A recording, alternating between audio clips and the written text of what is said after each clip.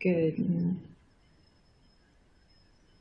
Good morning, everyone. I think we are live. Welcome. Hello. I thank you for joining us at Positioning That Clicks with April Dunford. My name is Carla Otto, and I'm the Director of Regional Innovation Networks here at Alberta Innovates. Before we begin, and as people are signing in, I'm going to cover off a few housekeeping items. If you notice at the bottom of your screen, there are engagement tools you can use. All the engagement tools are resizable and movable, so feel free to move them around and get them in your most comfortable outlook for you. You can either expand the speaker view or the slide view to fully cover the screen by clicking the arrows in the top right corner. For this talk, I highly recommend being able to see the highly dynamic April Dunford. If you have any questions during the webcast, you can submit them through the question and answer tool. April will address the questions for the last 15 minutes of the session. I'm just hearing a bit of feedback, so I wanted to make sure I don't have any on the other side. The group chat box is also a useful tool to connect with other participants. I would encourage you to use the tool to discuss the session topic, but please don't let it distract you from the presentation. Also, I have 100 free books ready to send to 100 attendees of today's talk. So watch the chat. Sandra Milne from our Medicine Hat Regional Innovation Network, APEX, will be posting a link in the chat during the talk, and books will be sent to the first 100 attendees that complete the form. For the best viewing experience, we recommend that you close any programs or browser sessions running in the background that could cause issues. You can find additional answers to some of the common technical questions located in the help tool at the bottom of your screen. Now I'd like to introduce our main event and the Alberta Innovation Network keynote speaker. The Alberta Innovation Network is a collaborative infrastructure working behind the scenes for the last 10 years to support Alberta technology entrepreneur ecosystem. It includes 8 regional innovation networks, or RINs, around the province that work with entrepreneurs to close gaps in community-based ecosystems and accelerate their businesses. They work towards a culture of collaboration within the regions and around the province, connecting entrepreneurs to the right resources at the right time. Today's event is sponsored by Alberta Innovates and Western Economic Diversification and is brought to you in conjunction with Growth Catalyst and the Growth and Resiliency Speaker Series. With that, I bring April Dunford. Her full biography is in a box on your screen, but for those of you joining directly from another meeting or forgetting why you put this in your calendar, here are a few quick highlights. She has repositioned, and launched 16 products with a current focus on helping early and growth stage startups. She has led large teams at IBM and Sybase and others. And what will make this talk most engaging is her curiosity and humor. She truly loves what she does and enjoys a good laugh. If you want more details than what is presented in this talk, she's also the author, yes, an engineer can write, of Obviously Awesome. As mentioned earlier, watch the chat for a chance to get a free copy. Take it away, April. Hey, thanks so much, Carla. I appreciate it. Can everybody hear me and see me? I hope so.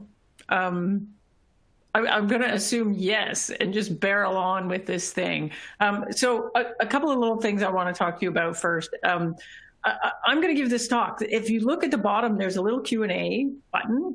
And if you click that, there's a spot in there where you can enter questions. So if you have questions as I go through, put it in. I'm going to hustle through a bit of a presentation here. So I'm going to talk at you for the first little bit. After that, we're going to switch over to questions, and I'm going to take your questions, and we'll see if there's lots of questions. Maybe we don't get through all of them, but we'll do our best. So we'll move to that. All right. So let's talk about positioning. So positioning is, man, it's a misunderstood topic. And you know, I'm a positioning expert. So one of the hard things about being a positioning expert is the first thing you have to do is you have to explain to everybody what the heck your thing even is. And so I do a lot of talks about positioning, and it is so misunderstood that one of the first things I usually talk about what positioning is not. So it is not the same thing as your tagline. It's not the same thing as messaging. That gets confused a lot. My personal pet peeve is brand positioning. There is branding and there is positioning. Those two things are actually completely separate. In fact, everything on this slide, these are things that flow from positioning, but positioning actually has to come first. So it's a little bit, you can think of it this way. If everything you do in marketing and sales is the house, positioning is the foundation upon which the house is built. Here's a definition. So I define it this way. Positioning defines how our product is the best in the world at providing something that a well-defined set of customers cares a lot about. Now, that's a bit of a mouthful. And a lot of times, you know, I have a background in marketing, but most of the companies that I work with are startups, and startup founders tend to have technical backgrounds. So I keep trying to come up with new analogies for positioning that would make sense to folks that maybe don't know too much about marketing. Lately, the one that I love the most is, it's like a bit like the opening scene of a movie. So think about it this way, you know, the opening scene of a movie, you walk in off the street, you sit down in the movie theater. Like we don't anymore, right? Now we go to the basement to watch movies, but pretend we're still going to movie theater. So you go to the movie theater, you sit down, and the opening scene is usually like a pan of the city skyline, right? Like it'll be like city skyline, oh, Empire State Building, we're in New York, or city skyline, oh, Golden Gate Bridge, we're in San Francisco. And the reason they do that is I got to get oriented in where are we, what's going on, what's the time frame before I can kind of settle in and enjoy the details of the story.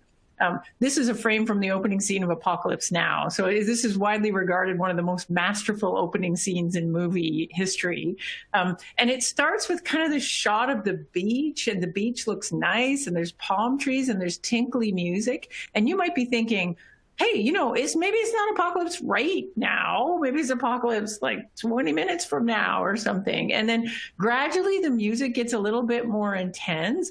We start to see something that looks like dust. And then we realize, oh, that's smoke. And then a helicopter goes whipping by, and then boom, the beach is on fire. And slowly it then switches to our lead character. And so we get this shot of a hotel room, and the hotel room is terrible. We have our lead character who is drinking and smoking and clearly in distress. And he walks over to the window and he peeks out, and we get the first line of dialogue, which is actually his thoughts of the movie. He looks out and he says, Saigon, poo. He doesn't say poo, but this is a family show. Saigon, poo. I'm still only in Saigon. Every time I think I'm going to wake up back in the jungle. Okay, so here we are. We're 2 minutes, 35 seconds into the movie, and we know everything we need to know. We know we're in the middle of the Vietnam War. Our lead character, we're specifically in Saigon. Our lead character has been there before. He's coming back for the second time, third time. The first times weren't good. He's in distress. He's got major PTSD. We have the mood of this movie. It is not going to be a laugh riot. Good. Now I can settle in and pay attention to all the details of the story. So, you work in tech, why am I telling you this? The point of this is that context helps customers understand what they need to have to pay attention to. Now, when we think about how we do this for products, if we're selling technology products, if we look at the research around this, how do people figure out context for a tech product? I don't get to see the city skyline, but what's my equivalent of that for a tech product? And there's a couple of things. Like basically, people look at market categories. So market categories are kind of a shorthand way to help people figure out what to pay attention to. And it works kind of like this. So this slide is an example of a market. This isn't even all the market. Like if you think of all the software to solve all the problems on the planet, this is one guy's attempt to figure out how to model just one tiny corner of that universe, so just marketing problems. So here's your market. It's terrible. Look at that. There's 8,000 companies on there. If I'm a buyer of marketing products. How do I figure out what I should pay attention to in there? There's 8,000 things. There's way too many things. I need to make a short list of 2 or 3. Now, here's where market categories come in. So if you look at that slide, you can see that even the guy that invented this slide, he's trying to make sense of it or help you with that by splitting it into market categories. He's got macro ones and micro ones. The macro ones are the colors. So the red stuff is advertising and promotion. The orange stuff is content and experience. So let's say, and then inside there, you can see there's these micro categories. So let's say I'm a vice president of marketing. I wake up in the morning and I'm like, you know what I need? I need live chat on the website. I got to figure that out. So I look at this and I'm like, oh my gosh, I don't know what to pay attention to in here, but I don't know. It kind of sounds like social and relationships. And oh yeah, good. There's a box in there called bots and live chat. Fantastic. Now I don't have to pay attention to 8,000 things anymore. I only have to pay attention to, to be honest, it's still not great. There's way too many things in there, but I've narrowed it down a bit. Now, importantly, that's not all market categories do. It's good. They shorten down the competitive list. But what they actually do is they set off a really powerful set of assumptions in the minds of customers about what your product is all about. So it works a little bit like this. Let's say I'm doing a pitch contest, or like I'm on that show. What is it? Dragon's Den, Shark Tank. I don't know. One of them's it's Shark Tank in the US, Dragon's Den here. So Dragon's Den, I go on the show, except it's weird Dragon's Den. So I go in and all I'm allowed to tell you is my market category and that's it. All right. So I walk in, I'm like, hey, Dragons, I'm on TV, fantastic. I'm here to pitch you my revolutionary, fantastic, next generation, super innovative CRM, customer relationship management, CRM. And that's it. That's all I get to give you. That's it. Now, who's my competitor? Well, it's Salesforce. They're the leader in that market, the undisputed leader in that market is Salesforce. So I must compete with them, right? What features does my product have? Well, it must track accounts, track deals across a pipeline. That's what we expect a CRM to do. What is the title of the person I sell my CRM to? Well, that's the sales manager. Vice president of sales. That's who buys a CRM. Now here's where it gets crazy. What's my price? How would you know that? I didn't tell you anything.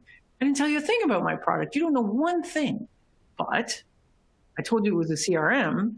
If I assume you compete with Salesforce and I assume Salesforce is the leader in that market, then you must cost less than that. So here's how this works. If I position my product in a way that it sets off a set of assumptions about my product that are true, great. I just save my marketing and sales teams a lot of hassle. I don't have to tell you who I compete with. It's assumed. I don't have to list every single feature my product has. Half of that stuff is table stakes. Unfortunately, it works the exact same way if we do a bad job of it. So if I position my product in a market category such that it sets off a set of assumptions about my product that are not true, now my marketing and sales team is going to have their work cut out for them, undoing the damage that my positioning has already done. Let me give you an example of that, just to make it real.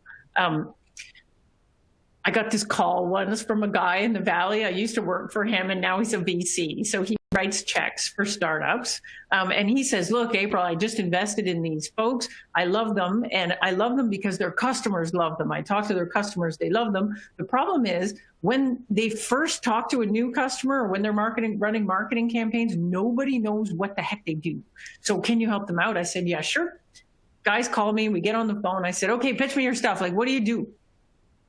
And the guy says, well, we're lawyers, ex-lawyers, but we got this idea for a thing and it's email for lawyers. And I'm like, email for lawyers. That's like, who knew the lawyers needed their own email? But okay, email for lawyers. Fine. I'm not a lawyer. Thank God. So fine. Email for lawyers. I got it. So then they jump into a demo and they start showing me this demo and it looks cool. There's kind of like an inbox there and the lawyers and the clients are talking. And I'm like, hey, that's cool. This email for lawyers. Like, how does the calendar work on this thing?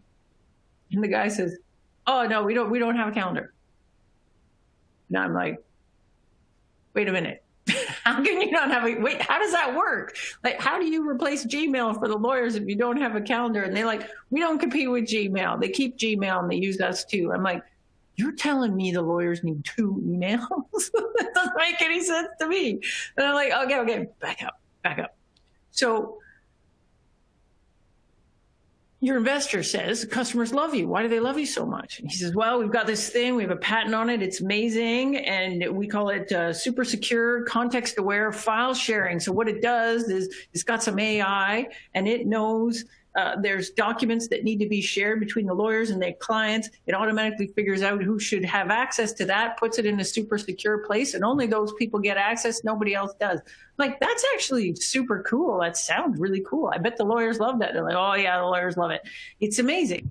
But it is also not email.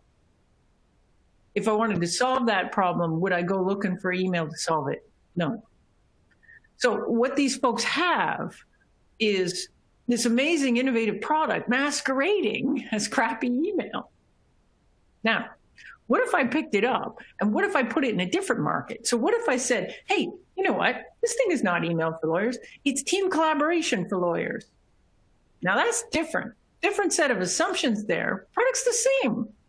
I just repositioned it. It's team collaboration for lawyers. Now who do I compete with? It's not Gmail. It's Slack, Microsoft Teams, maybe. One of those things. And what would I expect you to have in terms of features and functions? Well, some kind of cool, nifty collaboration thing that the lawyers care about. And that's exactly what they've got. Super secure, context-aware, file sharing thing. You know what else is great about this repositioning? When your email is hard to charge for that. Team collaboration, we're used to paying for that. So these guys repositioned it, put their price up, and sold way more. So this is how this works. Now, if we believe this is important, how do we actually get it done? And in my opinion, there's 2 things. Like, the first thing is we have to be conscious of positioning. We have to actually think about positioning the thing we have. Most of the time we don't. Just like the lawyers, they're like, we got an idea for this thing. We think it's email. And they never question that. And so they end up building a thing that, you know, maybe it's better contextualized in a different way. So first of all, we got to position deliberately. Secondly, if we're going to do it, we need to follow a process. I'll give you an example about this deliberate positioning thing. And again, this is another one from my own experience. So early in my career, I got hired as the vice president of marketing for this startup. And it was a database startup. It was founded by a couple of guys with PhDs in database science, and they built this funky database. And what it could do is, if you had mountains and mountains of data, this thing could do a certain kind of analytic query on it really, really fast. So our first customer was Bank of Montreal, and they had a query that took so long to do that they used to run it on the weekend because it took 12 hours to run this query because it's cranking so much data. And we could do it in 3 minutes. It's like magic. So I get hired, and my job is to sell the magic database thing. Let's get a whole bunch of leads for that.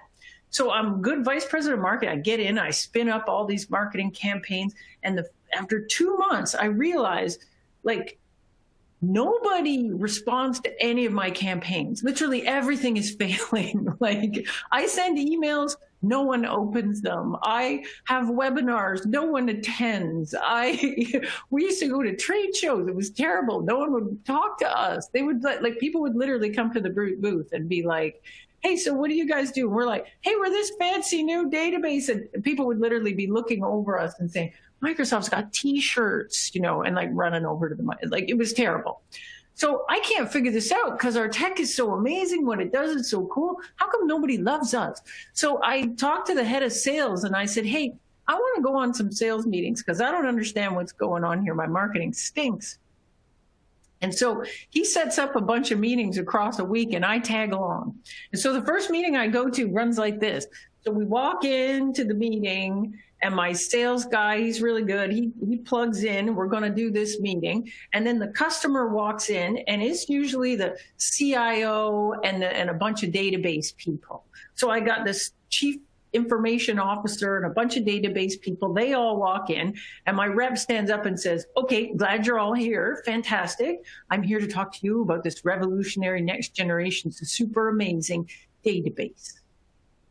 And you can see the minute he says that word, everybody in the room literally kind of does this thing where they lean back and go, yeah. And I'm like, oh no, we've lost them. And then my rep is like, no, you don't understand. Super database, super amazing database. And he starts talking about, we have all these PhDs and we have patents and we have all this cool stuff. It's amazing. And we had a 54 slide sales deck, 54 slides. We get to like slide 3, and the senior person in the room, she puts her hand up and she's like, yeah, we got, hey, that database thing, it sounds good. But you know what we don't need right now? We don't need a database. We have a database. It's called Oracle. In fact, everybody in this room is certified on Oracle. And you know what? We're not totally married to it. Like we understand your thing might have some cool stuff, but we can't go switch in databases because we've already got one. And what we'd really like for you to do is to just get the hell out. She'd kick us out, and then we were gone, and then we went to the car, and we were very sad. And so I said to my rep, I'm like, man, that was rough. Like, do your sales calls often go like this? And he said, yeah, pretty much every time. And I'm like, why are we doing sales calls? We should be getting our resumes together because we're all going to get fired because we're not going to sell any of this thing. So needless to say, we were bummed out. And we did a whole bunch of meetings, and every single one was the same until we did the last one. Last meeting of the week. We get this sales meeting, and it's with the CIO of a very big insurance company. And so we walk in there, and he shows up, and it's just him. So he hasn't brought his team, I think, because the reason he took the call was he's like a friend of our CEOs. So he basically agreed to this meeting as a favor. So he didn't bring his team because he figured nothing good was going to happen. He didn't want to waste their time. Anyways, we walk into the meeting, we set up, my rep goes, this guy's very nice and polite. He leans back, and my rep gets all the way through all 54 slides right to the end. And then we look at the guy, and we're like, okay, what do you think? And the guy leans back, and he goes, I love it. I love it. It's amazing. I've never seen anything so amazing. Oh my gosh, where do I buy it? It's fantastic. I got to get you guys back here next week, me with the rest of my team. It's the greatest thing I've ever seen. And we're all excited, like, yay, people love our stuff. Yay, we're going to, oh, this is great. And then he says this bit at the end. He goes, you know what, though? I got about slide 10. The light came on for me, because before that, I could not figure out what you guys were. But then at slide 10, the light came on, and I realized that you guys aren't a database at all. And we're like, yay, what? And he says, no, you're not a database at all. And I'm like, but wait a minute. So what are we? And he says, you're not a database. Databases do all kinds of things. You guys do this one thing really, really good, and that's analytics. And if I want analytics, I buy myself a business intelligence tool or a data warehouse. That's not a database. You're not a database. And I had only been with the company a couple of months. My first instinct was to have an argument with that guy. I was like, what do you mean? And so we had a little back and forth. And then finally he said, look, you're not a database, and you should believe me because I'm your customer. And by the way, like, you're out here trying to sell this thing. What did you say you were? Vice president of marketing? You don't even know who you are. How'd you get that job? And I was simultaneously happy and sad. So we went back to the office, and this sparked a discussion internally about our positioning. We'd always thought of ourselves as databases. We were database people making a database. But what we realized is that contextually, that was bad context for our customers. They didn't understand what we were. So we repositioned ourselves as a data warehouse, actually, a data warehouse for machine-generated data is what we ended up being. And that completely changed our conversations with customers. We'd walk in and we'd say, hey, we're a data warehouse for machine-generated data. And all the database people, they knew what a data warehouse was, but they didn't have one yet. So all the database people were like, ooh, data warehouse for machine-generated data. That sounds cool. Keep talking. And two things happened. One, we could get to the end of 54 slides. And two, we actually got to sell some things. So first thing, you got to position deliberately. Second thing, you got to follow a process. Now, this vexed me for a long time. How do you actually do positioning? If you go to marketing school, which I actually have a degree in systems design engineering from the University of Waterloo, which is like the opposite of marketing school. But I ended up having this job in marketing really early in my career. And I thought, man, I better learn something about marketing before they figure out and fire me. And so I went to marketing school and I read a whole bunch of books and I took a bunch of courses. And this concept of positioning kept coming up. And when we talked about it, when I said, how do we do this? Professors would show me this thing. So the first time I saw it, I was taking a class at Northwestern University. It's like fancy marketing school in the United States. And the professor says, today we're going to learn about positioning. And he puts this thing up. And it's like Mad Libs, fill in the blanks kind of thing. Like we are a blank that does blank for blankety blank, blank, blank. And what you're supposed to do is just fill in the blanks, write it down.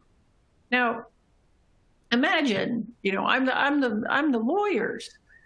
There's a blank there that says market category. How do I know if the blank is email or team collaboration? How do I know? Nothing in this exercise. This is like writing positioning down. This is not actually doing positioning. So I'm at the back of the class and I'm kind of a smart ass, right? So I put my hand up and I'm like, hey, like I just repositioned this thing and I'm telling them about the product I just repositioned. And look, you got a blank there that says market category. How do I know? How do I know which the right one? Because any product can be positioned in multiple different marketing categories. So how do I know what the best one is to put in that slot? And you know what the guy said to me? He like gave me this whole professor thing. He had glasses, he put his glasses down. He got all squinty at me and he was like, who said that? And I'm like, me, I'm at the back. And he's like, and what was the question? And I'm like, how do you know? How do you know what goes in that thing? And he says, trust me, April, you'll just know. And I was like, I get this. I know what's happening here. Nobody knows. Nobody knows. There is no way to do this. So, one of the things I got in engineering school was, kind of a big ego. And the second thing I got was this idea that, how hard could this be? I could figure this out. I've positioned a couple of things. I could figure this out. So here's how I reasoned it out. I took a bit of an engineering approach to this at the beginning. I said, you know what? What if we could take positioning, split it into its component pieces, figure out the best answer for each component piece, and then put it together. Voila, good positioning. Okay. So, and it's pretty easy to break positioning down. It's the one thing the positioning statement is good for is it identifies what the components are. Those are the blanks. So there's 5 components. 1, competitors or competitive alternatives. 2, features. What unique features do you have? 3, value. What is the value that you enable or your product enables for customers? Why do they care? 4, what kind of customers are we talking about? Who's my ideal customer profile?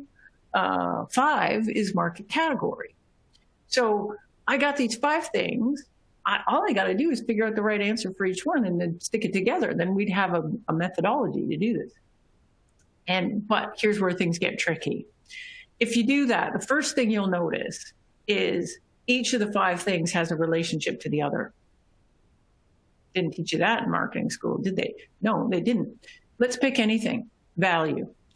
The unique value that my product can deliver to customers is utterly dependent on my unique features or capabilities, right? So those 2 things are related, but my unique features or attributes are only unique when I compare them to a competitor. So those 3 things are related. And then if I get thinking about customer segment, my best fit customers, these are the people that care a lot about the unique value that I can deliver. That's related too. And then market category, this is like the hardest one, but theoretically, my best market category is the context I weave around my product such that this value is obvious to these people, my target segments.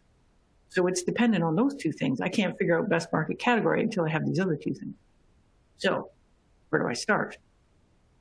And this is a question that vexed me, and I'm not kidding, 2 years. So for 2 years, while I was working as vice president of marketing, I didn't think there was a good starting point on this wheel, and you just picked a spot, you worked your way around. What you got was candidate positioning. You went out to the market, you tested it. If it worked, great, you used it. If it didn't, you threw it out, you came back and you worked your way around the wheel again. Now, that sounds good, but let me tell you, it's not when you're the vice president of marketing and your founder, CEO is like, TikTok lead generation machine, we don't have time to keep testing these candidates. Give me the one that works. And so this made my life bad. And so after a while, what happened, and it's a long story, but I met a guy who was one of the early people working on jobs to be done. And this is, and if you read Clayton Christensen or any of that jobs to be done theory, so I went way down the rat hole in jobs theory. And when I came up out of there, I decided, actually, you have to start with competitive alternatives. If you don't, then what you get is positioning that sounds very good inside the office. But when you take it out to the market, it doesn't win because it's not differentiated. So we actually have to do it this way. We start with competitive alternatives and we say, okay, who do I got to beat? And then I say, all right, what are the features I have that they don't have? That gets me unique attributes. Then once I've got that, I can say, well, these features translate into value. So I can take each feature and say, so what for customers? That's going to get me my distinct value. Once I have value, then I can say, well, who cares a lot about that value? What are the characteristics of a target customer that makes them care about that value? That's how I do customer segmentation. And then once I have that, I can say, all right, what's my market category that makes this value obvious to these people? Now, that isn't to say there isn't 1,000 gotchas in this thing. There is. So the most common one is the first step, ironically, which is this competitive alternatives. And this is where I used to mess this up a lot early in my career. There's a difference between competitors and competitive alternatives. Jobs theory teaches you this. So here's how this works. When you're selling something into an account, there's typically a status quo thing in there. Like they have the problem. They're solving it some way. A lot of times they're not doing that with software or tech at all. Sometimes they're solving it with a spreadsheet or an intern or just a bunch of paper and manual processes. And that counts too for a competitor, because if you're trying to sell software in there to replace that, you've got to prove why you're better than that. So a lot of startups I work with make this mistake. They'll come to me and they'll say, hey, I've got this positioning, and I just want to check it out with you. And I say, okay, well, who do you compete with? And they'll say, well, there's all these little startups, they give me this big list of startups nobody's ever heard of. And I'm like, okay, we got all these little startups. And I'm like, so how are you better than them? And they'll say, well, ease of use. That's my thing, ease of use. Those guys, it takes 15 clicks to do a thing. But with us, you can do it in 2 clicks. So ease of use is our jam. That's why you use us. It's saving time, easy use. And then I say, hey, you ever lost a deal to any of those guys? They all look pretty small. And they'll say, no. So they're not your competitors then. You're not actually losing deals. Look, if you didn't exist, what would your customers be doing? And the answer is, will they be using a spreadsheet? Or the one I get a lot is they'd hire an intern to do it. Now think about it. Your whole positioning is around ease of use, but your real competition is Joey, the intern. Do you know what's really easy to use? Joey, the intern. It doesn't get any easier than that. You're just like, hey, Joey, get me a coffee, fill out that spreadsheet while you're at it, come back when you're done. Like, you're never going to be the intern on ease of use. The flip side is there's lots of things Joey stinks at. Joey makes mistakes. Joey can't remember a customer profile the way a piece of software would. Joey quits on you. You got to understand who you compete with in order to do the rest of this downstream. Now, anyways, there's lots of other ways to mess that up. Carla mentioned earlier that she's given away copies of my book. At some point, they're going to put a link in there and you can fill out, and I think a bunch of people are going to get one. Otherwise, you can buy it on Amazon and cost a whopping $7. But if you do the ebook. But anyways, if you want to go way down the rat hole on positioning and figure out all the gory details, that's a way to do it. I'm going to give you one last story before we wrap up and we go to questions. But I like this story. It's an old story. I tell it all the time, but it's because it's a good one. This is a story about a time when I joined a company, and the company was positioned as enterprise CRM, customer relationship management. Now, we think about Salesforce in that market now, but this was a long time ago, and Salesforce was only selling to small businesses at that point. And the enterprise CRM market was utterly dominated by this giant company called Siebel. So Siebel does enterprise CRM. We're positioning ourselves as enterprise CRM. So unsurprisingly, whenever we get a meeting with a client, the first question we get is, so how are you better than Siebel? And the answer to that question was, we kind of just weren't.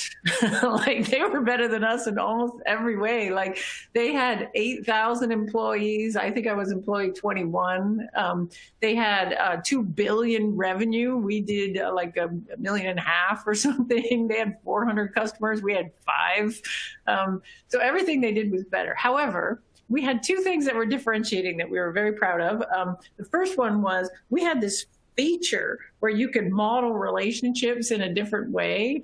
We thought it was cool, and we always showed it to people. But, if I back up and refreshed you on this process here, we understood who our competitors were. We understood what the unique attribute was. It was this modeling thing. We did not know what the value was. That was our fundamental issue. So whenever we went in to show it to customers, it demoed great too. So we always put it in the demo. We'd show it. We'd say, hey, we've got this thing and you can model relationships like this. Is fantastic. And customers would look at it and they'd say, yeah, that looks cool. What do you use that for?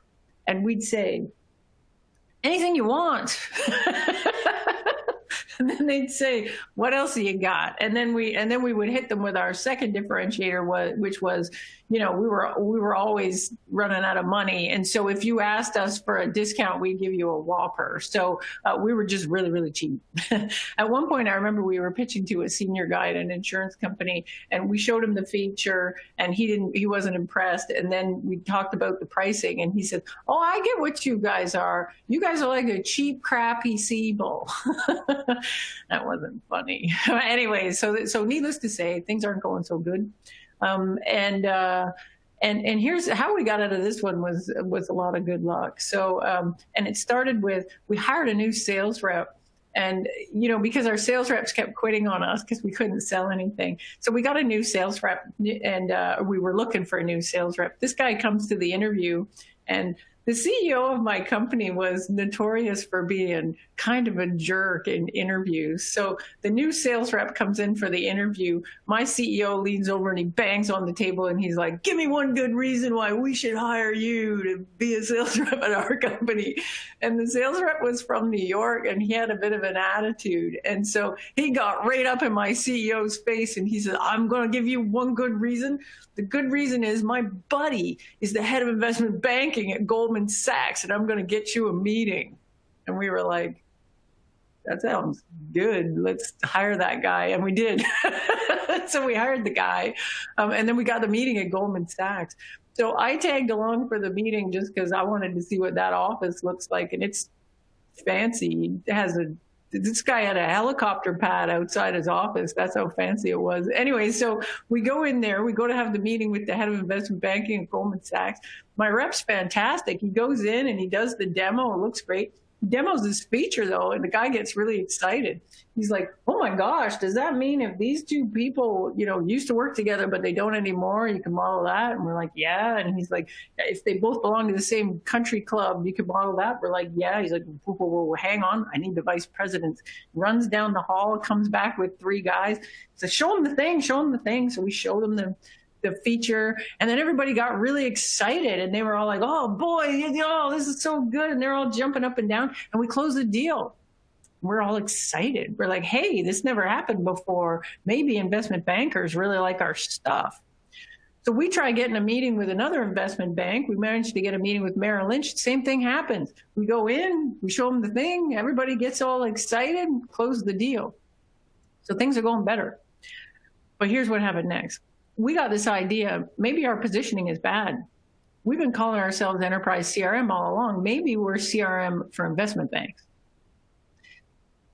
Now, that might not sound like a big change to you, but let me tell you, it was a big change for us. Like at the beginning, people were nervous about that. They're like, enterprise is a big market. Investment bank's a tiny market. How are we ever going to make any money there? And the way I reasoned it out was, look, the hardest thing about selling to investment banks is getting the meeting. If we say we're for investment banks, maybe they'll find us. So then we went to convince the board, and who really hated it? The board hated it the most. The investors were like, look, we didn't invest in you to be some crummy little lifestyle business. Like how are we ever going to get rich if you're only selling to investment banks? And how we convinced them was we said, look, this isn't forever positioning here. This is a living thing. So we're going to position this thing as CRM for investment banks. And once we get some good traction there, then we're going to use that to get to retail banking. And then we're going to be CRM for banking. And then once we're really good in retail banking, we're going to use that to get to insurance. And then we're going to be CRM for financial services. And if we do that, we're a giant company at that point. And at that point, maybe we'll go to be CRM for enterprise, and we're going to take those Siebel guys out at that point.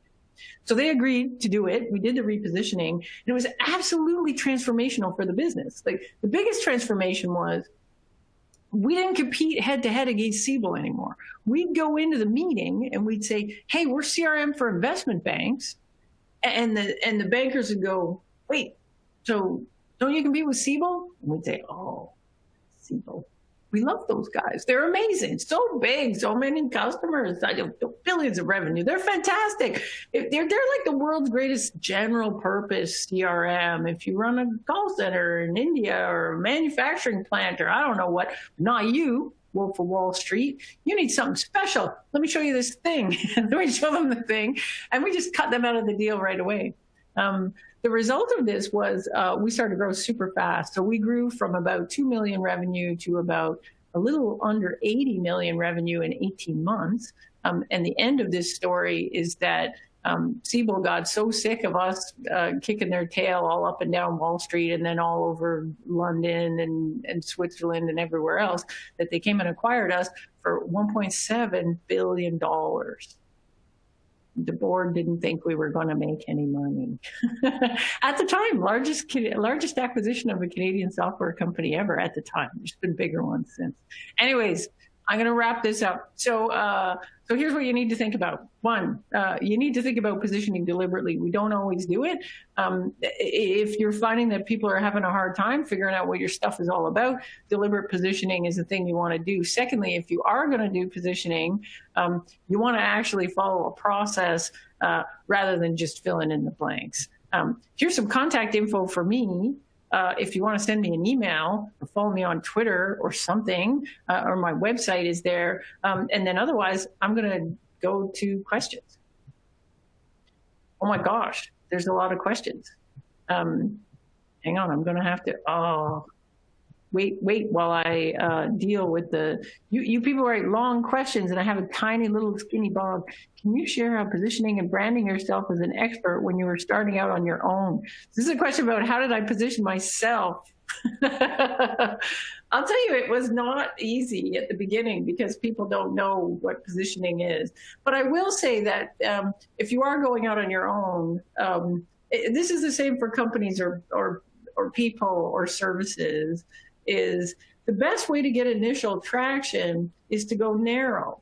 Nobody wants to go narrow. It feels scary. But the easiest way to get initial traction is to go narrow. Like there's thousands and thousands and thousands of marketing experts in the world. But if you want a marketing expert that just does positioning for B2B tech companies, there's me. There's nobody else. You got to call me. Eventually you'll Google and you'll get to me and we'll have a meeting. That's how it works. But it's the same thing with software, right? Lots of CRM in the world, only one CRM for bankers, or at least there was at the time. That's the first one. How can we apply this to services and consultancy? Well, and this is a good question that follows on that one. It's kind of the same, but there's some tricks to it, because I've worked with a lot of services companies too. I mainly work with product companies, but I have done some services companies. The difference in services mainly is, you know how we start with competitive alternatives and then we get to unique features? Well, in a product, the features kind of are what they are. Like, you know what the features are, because the product only does these things, right? and you know, whereas if you're in services, theoretically, you could maybe do almost anything, right? You're just one hire away from doing different things. And so the trick when doing this positioning in services is you have to have some real discipline around what do we actually have as capabilities? So can we prove that we are excellent at doing this? Have we ever done it before? Do we have other customers that do it? If somebody said, prove that you're great at that, prove that you have experience at that, prove that that is a capability in your organization. So most of the time in services, it's narrowing down that list of unique capabilities is the hard part, because you got to really search your feelings on what's true there and what isn't.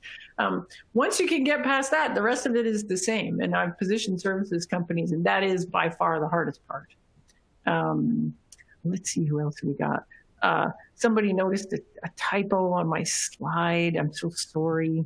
I can't fix it now. But you can, that's my engineer coming out. That's my excuse. How do you approach positioning for a new SaaS product that was replacing your old SaaS product, but the new product isn't yet differentiated? The only value, the value is only table stakes. So it's you replacing yourself. Well, if there's no difference in the value, I mean, you can't. Like, you got to give people a reason to go with the new one over the old one. So there must be a reason you built the new one. And I probably don't know enough about this situation to be able to answer this. I have seen companies do a very good job of, you know, they've got like the legacy product, and they've got a new product that's coming, and the initial new product that's coming does some things better and some things worse. That's generally what you've got. And so what you got to do is make sure you're really, really positioning the stuff that's better so that people understand why to make the leap. And if there's gaps, things that you want over here that you don't have over here, you either got to be willing to let go of the customers that really, really need that, or you show them the roadmap of how they're going to get it eventually. But just don't expect everybody to switch over all at once. You're going to get some of the people that are really, really put a high price on the value you can deliver with the good new stuff. And the other people that need the older stuff, they're going to come a bit later, and that's okay. Let's see. Where can we buy your book? On Amazon or Chapters or anywhere else you buy books. There's an audio book too, if you so it's Audible and all the audiobook places. But yeah, pretty much anywhere you buy a book, you can buy it there. Let's see. Consultancy. At my company, I see marketing caring about positioning and sales coming along for the ride. But product hardly ever considers it. And as a result, there's a massive disconnect in what we say and do and what our roadmap shows. Do you have any advice on bridging the gap? I am glad you asked this question. In my opinion, a lot of weak positioning in companies, particularly companies that are in market and already selling and starting to scale a little bit, is there just isn't alignment across the team on what the positioning should be. So what you end up having is this problem where You know, it's like that. It's like that story where everybody's blindfolded and everyone's touching a different part of an elephant, and the guy holding onto the tail says it's a snake, and the guy holding the leg says it's a tree. You get a bit of that happening in companies where, you know, sales sees one piece of the pipeline, marketing sees another piece, customer success sees another piece. Sometimes you have a founder or a CEO that used to do all the selling, but now they only see certain big customers, and so they're seeing one piece that the other doesn't. And so there's this confusion about what are we, and each group is kind of like, well, we're this, of course, right? We're this, but the groups aren't in agreement. So the work that I do with clients is when we do this positioning exercise, I insist on having representation from all the groups in the room, because that's the only way we're going to fix it. So we need sales, marketing, product, customer success. Everybody, first of all, needs to agree that positioning is a thing worth looking at. And then they need to agree to come to the room. Usually this is why the CEO needs to drive this exercise. But I used to do it when I was the vice president of marketing. I used to drive it. But everybody needs to come to the room. And then we need to work through a structured exercise where everyone gets to get their piece out on the table and say, well, I don't see this in my work, or I see this in my work. We all have to discuss it. And when we all got to come to agreement. The only way we're really going to do that is if we follow a structured process. If we all just walk into the room and say, you know, I think the value is this, and then the other guy says, I think the value is this, and the gal over there is like, I think the value is this, well, then we all just come in with our opinions, and I like my opinion the best, and you're never going to get to agreement. Or maybe you will, because the CEO will pound the table and say, well, we're all doing it my way because it's my company, and then everybody will just skulk off, but they might not believe. So what we really need is everybody in the room working through a structured process that attempts to take the feelings out of it. And ideally, and the work that I do is I come in as the outside observer, facilitator, and expert, and that helps move things along. But you don't need to do it with me. You can do it with my book and have somebody in the team act as the facilitator and work through it. But you got to get everybody together. You need agreement and alignment. If you don't have that, then you'll get exactly what you're describing in this question, which is kind of mushy positioning because not everybody agrees. Let's see. I probably got time for like a couple more. Here's one. Would you offer the same advice regarding positioning methodology to companies trying to create a new market for a technology that allows new functionalities not previously possible, as opposed to competing in an existing market? Example, when somebody first invented, you know, the record player. Great question. So here's how this works. When you're positioning in a market, you essentially have there are three styles of positioning. So, and there's either I'm positioning in an existing market. If I'm positioning in an existing market, I have one of two choices. Either I'm attempting to go in and win the whole market. That's like where I say, look, I'm CRM. And that's basically like planting a flag and saying, Salesforce, watch your back. We're coming for you. We're going to, you know, it's like you showed up and you said, we're cola. And that means we're taking on Coke, man. And we will not rest until we own the entire market for Coke. And that sounds crazy. I mean, who could beat Coke at cola? Nobody, like not even Pepsi, man. And it sounds crazy because it is, right? Like it's almost never successful. And even when I worked at IBM and we were a giant company, we would not position ourselves directly in competition with an established market leader unless the market leader showed some significant weakness or there was something happening in the market where we thought we could take them on. But in regular course of business, we would never do that. Which brings us to style number two. Style number two is I position in an existing market, but I position in such a way where I say, you know what, I'm going to be the king of cola at some point, but I can't take on Coke right now. So I got to start somewhere. So I'm going to carve off a section of the market that is underserved by the market leader, and I'm going to win there. And then I'm going to expand out and take the rest of the market. So that's exactly my example with CRM for investment banks. We're like, we can't take on CBIL, but we can win in investment banking. And that's going to give us a foothold. And we're going to use that to get bigger and bigger. And eventually we'll take those guys on. And so it's like saying, I'm not Coke for everybody. I'm Coke for dogs, right? And Coke's not going to come and get me in the dog market. So the advantage of doing this is that it's easy in a lot of ways. Like, I don't have to explain to the market what CRM is. They know what it is. I just have to explain why this part of the market isn't served by the market leader, and I got something better for them there.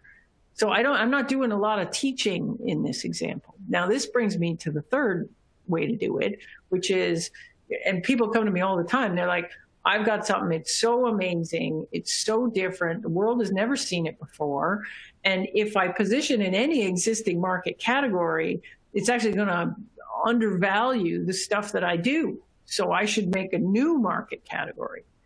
So that's like, instead of saying I'm Coke for dogs, you walk in and you say, or CRM for investment banks, you walk in and you say, I got a thing, it's amazing, it's a flu plumber.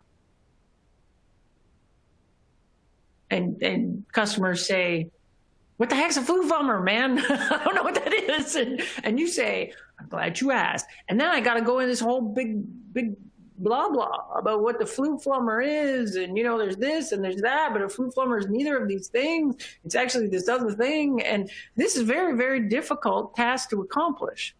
So in order to do this successfully, you need a handful of things. One, generally, you need outside investment, and a lot of it. The only successful examples I can think of where companies have done this is where they've had hundreds of thousands of dollars of outside investment, and those investors were patient because it takes time. So there's an example in my book where I talk about a local one here, which is Mark Organ, who was the original founder of Eloqua and invented the market category of marketing automation. If you read that story, you know, he didn't think he was doing that in the beginning. What he did was he noticed the market was emerging and he built a tool for it. And then he followed that market as it got bigger and bigger and bigger and bigger, and eventually was the king of it.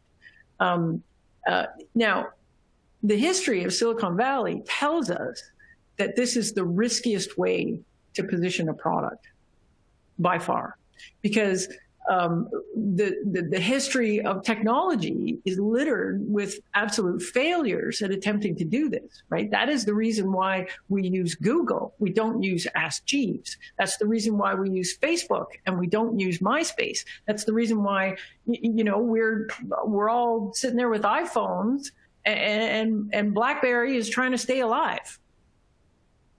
So there are very few examples of companies when they were small trying to create a new market category and then living long enough to actually own the category when they grow up. What's more common is companies that when they're small position themselves in a niche, and only when they get significant traction. Gainsight's a great example of this. They're a survey tool. They compete against SurveyMonkey. When they hit 200 million, then they were like, okay, we're giant, we dominate this space. We're now going to create a category that's bigger than just surveys. And we're going to call it engagement tools. And it's just going to blow everybody's mind about all the ways we could use surveys that you don't normally think of as surveys. And so they were successful doing that. But almost every example we see, the company did it when they were very, very big. So my recommendation is you only do it when you absolutely have to. And then if you absolutely have to, you better make sure you've got time and money to do it. We're 2 minutes too, so I think I'm going to wrap it up there. Thanks. There's a lot of questions I didn't get into, and I'm sorry about that, but I'm glad you're so engaged. And you guys can tweet at me on Twitter, or you drop me an email if you've got burning questions, and I will attempt to answer them probably on the weekend. And thanks so much for having me. This has been awesome. I'm going to turn it back over to Carla. Okay, thank you, April. Thank you very much for your talk. I'm taking that home. Position deliberately and follow a process. So I think a lot of people have picked up some good nuggets from this talk. As you have been chatting in the chat, this recording will be available on Unbound in Ventures platform. So if you missed anything, you can check it out there.